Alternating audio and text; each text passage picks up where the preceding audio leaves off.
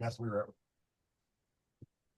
Hey, so we're here back for another short clip of Meet the Board with the Appalachian Authors Guild, and today we have Kari Kilgore with us, one of our board members, and you've been with the guild for quite a long time. Kari, tell us a little bit about yourself.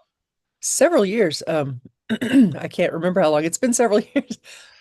I've been writing as long as I can remember. Excuse me. Really started taking it seriously around 2016 when I published my first two novels. Well, first two novels and a novella, and then really started hitting my stride around 2020. Actually, I took full advantage of lockdowns as far as writing and publishing. I write in any genre you can imagine, pretty much. And across most of them. And I am from the area originally, grew up in Kentucky and Southern Illinois by way of Michigan, Georgia, Oregon, all over the place. But we have been back in Appalachia for over 20 years. So my husband Jason is also an author, and we both draw a lot from our Appalachian roots and people we remember and places and things in telling our stories. Even science fiction. I've got a science fiction novella that I consciously made Appalachia on another planet and had a lot of fun with. So Oh, yeah, what's the name of that one? that one is, it's amazing how quickly you forget the names of your own books. The I think it's the Becalmed. The Becalmed. Yes. Okay, yeah, because that sounds like anybody that loves sci-fi that's a board or a member of the guild might want to check that out. And that's one of the things I think we talked about with some of the other board members. We talked about the in-person meetings and the workshops and the Zoom discussions that we have once a month in the evenings. And you, you've conducted several workshops for us. But the thing that kind of strikes me interesting about you is the fact that you can blend in and out of genres with a lot of ease. You've been to a lot of workshops, not just AAG, but outside. Tell us a little bit about your journey, I guess, learning and then doing workshops and writing prompts and all that. We've been fortunate enough to go to several workshops with Dean Wesley Smith, who most people know as writing Star Trek novels, but boy, he's prolific in any genre you can imagine. And Christine Catherine Rush, who was an editor of fantasy and science fiction back in the 90s. That was when I really fixated on that magazine. So she was just like a firmament in the sky to me. So getting to meet her and interact with her and have classes with her has been amazing. We do a lot online with them, and and we've done some in person in Las Vegas and in Oregon. They cover everything from using setting in your stories and building characters and dialogue, all the way up to business like corporations and taxes and copyright. Copyright is vitally important for writers. So we've been incredibly fortunate to have a lot of interactions with them. And one of my viewpoints is because we've been so fortunate to have that, I want to share that because not Mm. everybody has the chance to take those classes or doesn't want to. That's a lot. Even the online ones is a lot of work, Yeah, a lot of, homework. We have homework constantly, but I love being able to share that. I love being able to, okay, I've had this great opportunity to study, so I'm going to distill this and hopefully open a few doors of, hey, here's things we can do with mixing genres. Here's things we can do with indie publishing, because my goodness, the opportunities are limitless with indie publishing. yeah. Now, when it comes to just general writing, um, what is your approach to like? Do you have a set number of hours that you write per day, or a set time that you make sure you dedicate to it? What is your format? I would love to be that disciplined or not that organized. My approach for the last 7 years has been at least 250 words a day, and I haven't missed on that. And what that does is it makes it a habit, a solid habit, like brushing your teeth, and you're engaging your creative voice.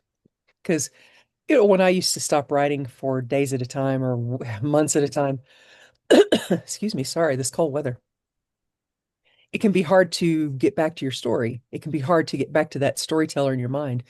So by doing at least 250 words a day, that keeps me engaged. And the thing is, it's pretty rare that I just write 250 words. Most of the time, once it gets going and I get into the story, I'm going to write 1,000 or 2,000 words just because it's fun.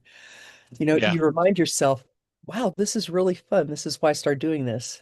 And you get back into it. So that's my approach is daily at some point. Try to do it early in the day so I'm not too tired. But that's how I've been handling it. Yeah, because we have a lot of newer writers that come to the guild that always look for like structure and how they and the structure. I don't I guess it's important to have that, but one of the things I remember in early on, this was probably 5, maybe right before COVID or probably right before COVID. You had given me a book. You brought some books, I guess, to give away or whatever. You give me one of the books on the structure and things like that. And we started talking about a book that Stephen King wrote called On Writing, Hmm. which was one of my favorites. I'd read it many years ago.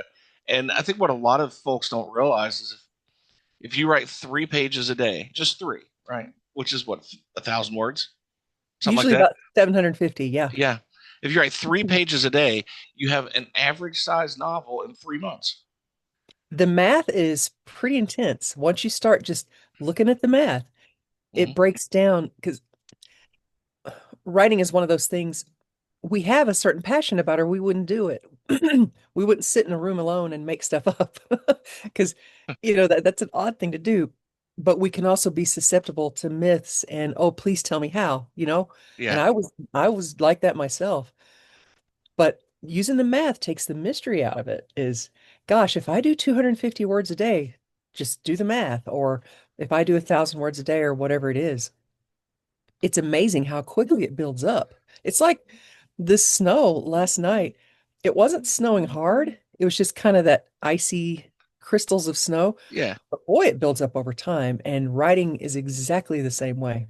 Yeah, because it looks when you look at a book that somebody brings in, you'll bring one of your books and you'll do a presentation for the guild and you kind of share some of those books. We look at it. Somebody new might look at that and say, "Wow, that is daunting. I don't know if I could do that." But when you break it down like that with the math and break it down into little segments, it is very doable. And Mhm, I think mhm. when newer members realize that that clicks, that is one of the things I think have been helpful for people starting their first book to get finished with the first book. Oh yeah. Yeah, Yeah, because your first book feels like a roadblock. It yeah, feels like you're climbing Mount Everest there. But even if you're climbing Mount Everest, you only go so much a day. And you learn as you go and you have help and there's hmm a community. So or marathon training is a yeah, similar thing is you don't walk out the door and run 26.2 miles, but gosh, that first mile makes all the difference. yeah. We have members who, well, yeah, let's put it this way, kind of bluntly, having a community and people to talk to, kind of hold each other accountable and check in on each other, so you feel like you have a group, kind of behind you. That's the difference between, hey, I've been working on my novel for 10 years and, hey, I just finished my novel. And I don't think a lot of people understand that fully until they get engaged with other writers and make friends with other writers Mhm. and feel like, um, I'm not just a wannabe writer. I'm not just sitting around talking about it. I'm actually doing it. And And um, just realizing it's possible that we're all just people, that we yeah, all are just deciding, okay, for this 20 minutes, half an hour, 15 minutes a day, I am choosing to focus on my creativity. I'm choosing to focus on getting words on the page, tell myself a story instead of watching another rerun of something. yeah. It's just making those little choices. I love the X Files, but I got up last night, came into this very room on this computer, and started working on my weekly writing prompts. Good job. Um, and that's one of the things I think is very important. Those writing prompts, just so people understand, just even the practice of something like that. There's no rules. We don't go back and edit. We just do it for fun and to be creative. And I do that every week, and have a group of people that go along with me and do that. And um, out of over that, so I thought it would last just a handful of weeks, where everybody kind of got bored with it. We're on our third year, Mhm. and I have a collection of short stories. Well, prompts I put into a collection that I'm kind of punching up a little bit, making them short stories. And I'm going to have probably of the prompts that I like. I'm probably going to get 3 books out of this so far, That's fantastic. And just that's off of three major prompts. publications. Yeah, That's the collections are major publications. So that really boosts your discoverability and helps other readers find you. yeah. So, gosh, that's a great practice. Yeah, so it's something that just anybody can do, even to start off. If you're a brand new writer, start off doing a prompt, Hmm. get those Hmm. creative juices flowing. So, Carrie, before we go, I guess one of the things when people get to know the board, there's some really interesting stuff that you've done, and I think members that would come in in person and meet you and you tell these things, they'd be like, "Oh, how cool!" Now everybody knows Stephen King. We've all seen The Shining. A lot of us have read the book. You actually went and stayed there. Um, Tell us a little bit about your experience at the Stanley Hotel. I was very, very lucky. Someone who I was working with years and years ago did a, can't was a Kickstarter or a GoFundMe, but to have a writing retreat at the Stanley Hotel.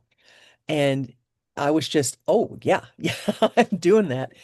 And I was even luckier to get to take the train out because talk about a perfect time Mm. for writers. I was staying with a friend in close to Richmond, and I was like, I knew I was going to be there. It's like, I'm taking the train. I'm not flying. And so got to go from DC to Chicago to Denver. So much fun. That was just an absolute joy. It's like an Agatha And Christie journey on the way to go to the Stanley Hotel.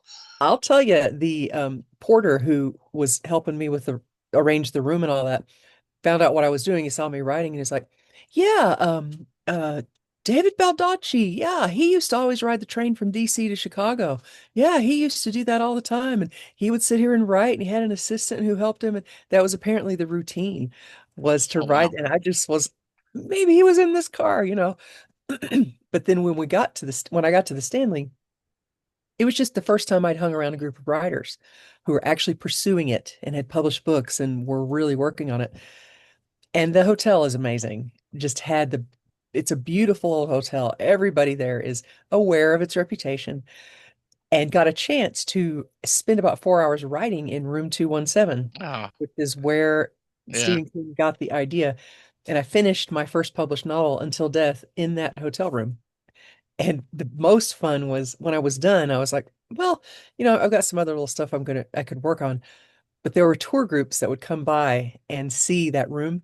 And I would just go to the door and wait till I could hear them. And then I'd open the door and scare them. I had the best time. that's awesome. Yeah, actually, I've read that book. After you told me that story, I got on death. That was a really great book. Oh, thank you. Um, Thank you. so and you've been to Transylvania, another place. Like if you're writing mystery and horror, you sort of have to get. It's like a pilgrimage, right? That one was another lucky break. We just happened to know somebody who knew somebody who was organizing the trip, and we had Sky Miles from credit cards or something. And we're like, oh yeah, we're going. That was where I started Until Death, was Transylvania. It was a writing assignment. The teacher was like, okay, just write 1,000 words about our setting. And I just started in the room. When you read the beginning of Until Death, that's the room, the inn we stayed in. And I just started writing about a shadow creeping across the courtyard. That was it. And that led to the Yeah. whole story. There will be another novel in it. That's one of those I want to write at least one more novel in. Okay. Cool. All right.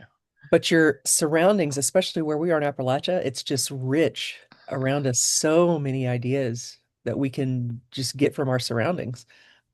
I know that we've planned out our workshops for the year in person and then on the evening Zoom. Yeah, are you doing one in person this year? I am. I think it's the October one. Okay. It's facing your fears in writing, which is such an important topic. I did a presentation recently at a Universalist church on Mhm. the same topic because we all are susceptible to fears about writing itself, about publishing, about is it good enough? Am I going to offend somebody? What if there's a typo? Just all these things that can stop us from getting to the writing chair. So, and also, if I've written a novel, now what am I going to do? That can make your creative voice just stop because you don't know what to do. Mhm. So just kind of realizing, hey, there are ways to deal with all of these fears. I love helping writers get past that. I love just opening that door just a little bit. Look in there. There's a whole room full of things you can learn. And you don't have to learn it all at once. Don't feel like I've got, a hardcover book. You don't have to do that right away. You can just start with ebooks. There's so many things that are out there, but there's always help. Mhm. And I like to at least open that doorway a little bit. Okay. So if you're a member watching or not a member, want to join the guild, keep in mind Carrie will be presenting. Come out and meet us. And And we'll also be talking about Kickstarter on your evening Zooms. yes, and that's in June. In Yeah. June. Yeah. So Really looking um, forward to that. yeah, me too. Me too. And when it comes to the kind of having overcoming your fears, that was something that we had a discussion about on our evening Zoom. We were just having a roundtable discussion about a book that I've been holding on to in my head for a while because I wanted to do the story justice. So um, that caused me to do a lot of thinking too. So I'm looking forward to your presentation on that too. So Yeah. anything you want to tell the board, the members of the guild or prospective members before we close down today? The main thing is just don't hold yourself back. I think there's a part of us that knows how to tell stories. If you think about it, if you watch a dog or a cat, especially dogs sleeping, they're dreaming, they're telling themselves stories, or watch a dog or a cat play. They are telling themselves stories. It's built into us. And we tell ourselves stories all night long in our sleep. It's a very natural thing, but we learn to be afraid of it. We learn all these ways to stop ourselves. And I think one of the best things we can start to chip away at is, okay, what are these fears? What can I do to get past this fear? So I think and remember, it's fun. It's so much fun that you'll hear people talk about writing is drudgery and I hate writing. Oh my gosh, it's so much. I feel like it feels like it's telling yourself a story. Like it's a book I want to read, but it hasn't been written yet, so I'm gonna write it. So just remember there's fun here to be had. Yeah, And that's the most exciting thing. And someone can help you. If there's something you want to learn as far as publishing or writing, someone can help you. yeah. Well, thanks again. You've done a lot for the guild. I look forward to many more Oh, years because I've met you a long time. Didn't like you. I've been. I can't remember how long ago it was I joined. no, it's been a Um, while. yeah. So, but thanks again, Carrie, and I look forward to seeing you at the next meeting. And thanks everybody for watching this video. We'll be back with another one. We have a couple more board members that we'll still introduce you to, and until then, we'll see you on down the road.